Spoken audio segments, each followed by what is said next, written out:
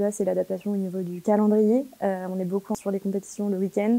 Et en fait, on est toujours contraint par l'actualité sportive avec toutes les compétitions qui sont rythmées chaque semaine, par exemple pour le foot, mais aussi par de gros événements l'été, comme il va y avoir les Jeux Olympiques, et aussi aux athlètes, puisqu'ils ont un agenda qui est très chargé. Si on prend des grosses rédactions qui ont chacune une rubrique en fonction des sports, il n'y a pas forcément souvent de relation entre le foot et on va dire l'athlétisme par exemple. Mais ça, je parle vraiment des grandes rédactions. Moi, je travaille plutôt avec des rédactions qui ont quelques journalistes sport pour couvrir tout le sport.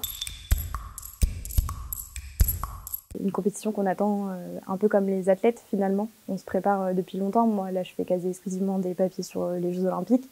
Les Jeux Olympiques, c'est uniquement 2 semaines, c'est très court. Donc, est-ce que nous aussi, on n'est pas dans cette excitation comme les athlètes, aussi dans l'attente, le stress?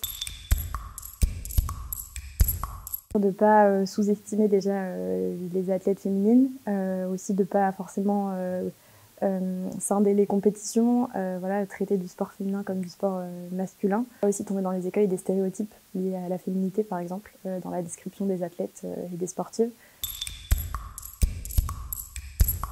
Je me suis plutôt intéressée aux minorités et notamment voilà, aux femmes qui pratiquent en prison. Et les prisons françaises ont mis en place récemment la mixité, notamment dans le sport. Et en fait, c'est beaucoup plus ces souvenirs-là que je retiens de reportages ou autres, parce qu'ils m'ont beaucoup plus touchée de voir qu'en fait, au-delà du sport de haut niveau, y a des femmes qui s'accrochent au sport.